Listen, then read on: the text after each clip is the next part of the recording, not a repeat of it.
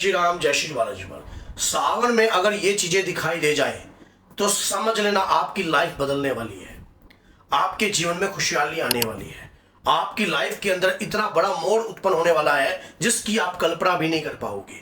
और सावन में ये जीव जंतु अगर दिखाई देते हैं या इस प्रकार की चीजें आपको दिखाई देती हैं तो समझ लेना आपके ऊपर जो है खासकर स्वयं भगवान शिव की कृपा और माता गौरी की कृपा है। कैसे, इस बात को कैसे समझ पाओगे, आज प्रैक्टिकल आपको इस बात को समझाता हूं और स्वयं इस बात को आपको पता लग जाएगा कि किस प्रकार से जो है सावन में कृपा प्राप्त हो सकती है। सावन जो है हर चीज को फलीभूत करता है। कभी भी देख लेना, फसलें हो गई, यहाँ तक कि पौधे हो गए, जो पौधे नहीं भी उगते वो भी फलीभूत होते हैं, और यहाँ तक कि प्रजनन की क्रियाएं उत्पन्न होने लग जाती हैं, जीव जंतु उनके बच्चे सब उत्पन्न होता है।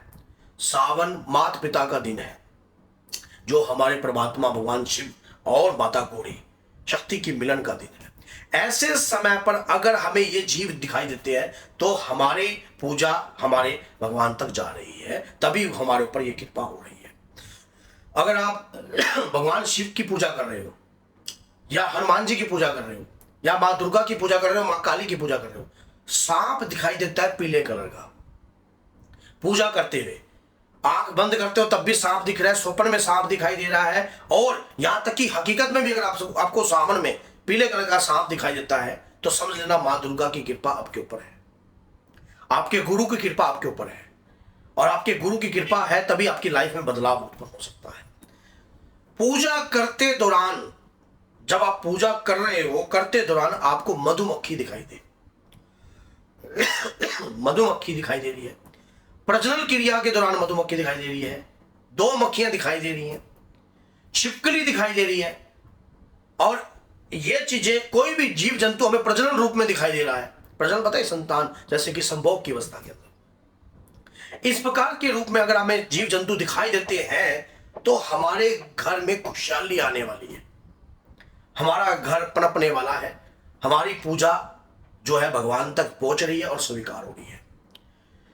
कई बार ये जो स्वरूप होते हैं ना, इस प्रकार के जो रूप के दर्शन होते हैं, ये फलीभूत होने के लिए होते हैं। पूजा के दौरान ये चीजें अगर दिखाई देती है, घर के मंदिर में भी दिखाई देती है, छिपकली दिखाई देती है, अचानक आप जो है घर के बाहर जो है एक खागर आने लग गया है, सांड आने लग गया है, और आप उसको अपने हाथों से रोटी खिलाने लग गए हो, तो स्वयं नंदी महाराज आपके घर में वास कर रहे हैं। नंदी का आगमन हुआ है, भगवान शिव की कृपा है, हनुमान जी की कृपा है, माँ गौरी की कृपा है। और चाहे आपके घर में माँ की पूजा होती हो तब भी ये संकेत आपको प्राप्त होंगे, चाहे हनुमान जी की पूजा होती हो तब भी ये संकेत, चाहे बाबा श्याम की पूजा होती हो, किसी भी देवी देवता की पूजा हो रही हो, अगर इस प्रकार के संकेत जो है प्राप्त हो रहे हैं तो लाभ मिल रहा है। अचानक आपके घर में सफेद कलर की बिल्ली दिखाई देने लग गई, लक्ष्मी आएगी भैया, लिख लो, कागज पे लिख के रख लो। जाए, मैं ये प्रैक्टिकल ये बता रहा हूं आपको, सच में मैंने इसका अनुभव किया है। और सावन में इन जीव जंतुओं के दर्शन आपको होंगे। अगर आपके अंतर मन में माँ के प्रति स्नेह है, भगवान शिव के प्रति स्नेह है, अपने इष्ट आराध्य के प्रति स्नेह है, तो इस प्रकार के दर्शन होना स्वाभाविक ही है। ये कृपा के हमें ये कृपा का हाथ दर्शाते हैं, हमारे ऊपर कृपा का हाथ दर्शाते हैं कि कृपा है आपके ऊपर। सावन के अंदर आपको जीव जंतुओं का दिखाई देना शुभ माना जाता है, अशुभ नहीं। कई लोगों के घर में सांप निकल जाते हैं, मार देते हैं, गलत। पकड़ने वाला बुलाइए। अब आप सोचोगे इतने पकड़ने वाला बुलाइए, इतने डस जाएगा, कर्म के अनुसार डसेगा। राजा परिषद को सांप ने डसा था तो स्वयं सोचो कि कर्म के अनुसार, ऐसे नहीं।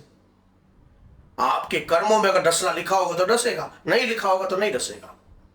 अगर आप देखो, और कर्म सबसे बड़ी बात होती है कि अगर हम भक्ति पूजा पाठ करते हैं तो जीव जंतुओं के रूप में आकर हमारे इष्ट, हमारे आराध्य हमारी परीक्षा भी लेते हैं। अब मान लीजिए कोई व्यक्ति भगवान शिव का भक्त है और उसको बार बार सांप दिखाई दे देते हैं, सड़क पे दिखाई दे रहा है, मंदिर में दिखाई दे रहा है, और कहीं और दिखाई दे रहा है, तो ये जो दिखाई दे रहे हैं ना, ये क्या पता आपके अंदर जब तक करुणा नहीं है, दया नहीं है, और आप उसको मारने के लिए चल पड़े, तो आप इंसान के प्रति क्या व्यवहार रखोगे। भगवान हमारी परीक्षा लेते हैं, तरह तरह के रूप धारण कर सभी रूप, जीव जंतु का रूप भी ईश्वर का ही है, इसलिए भगवान शिव को पशुपतिनाथ भी कहा गया है। सावन के अंदर इस प्रकार के दर्शन होते हैं तो इष्ट हमारे प्रसन्न होते हैं, तभी हमें इस प्रकार के दर्शन प्राप्त होते हैं। अगर आप सच्चे मन से आप माँ गौरी की पूजा कर रही हो, दुर्गा सप्तशती का पाठ करती हो, तो ये बात जिंदगी में याद रखना, ये दर्शन आपको प्राप्त जरूर होंगे, ये दर्शन आपको जरूर मिलेंगे। और सबसे बड़ी बात ये होती है कि हमने पूजा करी है, उसका फल हमें जब प्राप्त होता है जब हम किसी परीक्षा में पास होकर निकलते हैं आगे। हमने मान लीजिए गुप्त नवरात्रि में पूजा करी, सावन आप दुर्गा सप्तशती का पाठ कर रहे हो, या सावन आप कोई भी एक पाठ कर रहे हो, तो भगवान शिव तो आकर आपकी परीक्षा लेंगे ही लेंगे ना।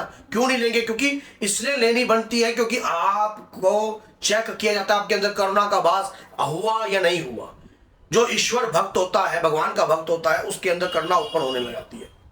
और जीव जंतुओं के प्रति अगर आपके अंदर करुणा है, बार बार आपके घर के बाहर कुत्ता भी आकर बैठ रहा है, आपके घर के बाहर जो है कुत्ता आकर बैठ जाता है, कुत्ता भी द्वार रक्षक होता है, कुत्ता भी आपके घर के अंदर जो है नकारात्मकता को प्रवेश नहीं करने देता। अगर पीठ मोड़कर कुत्ता आपके घर के, मैंने एक वीडियो बनाई थी बाबा के प्यारे चैनल पर है, कुत्ते का घर के बाहर पीठ मोड़कर बैठना किस ओर इशारा करता है। वो वीडियो को बहुत सारे लोगों ने प्यार दिया और तकरीबन ये लगा लो 60-70 लाख के करीब वो वीडियो चली गई है, आप देख सकते हो बाबा के प्यारे चैनल पर। तो इसलिए क्यों? क्योंकि वो प्यार जो है जीव जंतुओं के प्रति होना बहुत जरूरी है।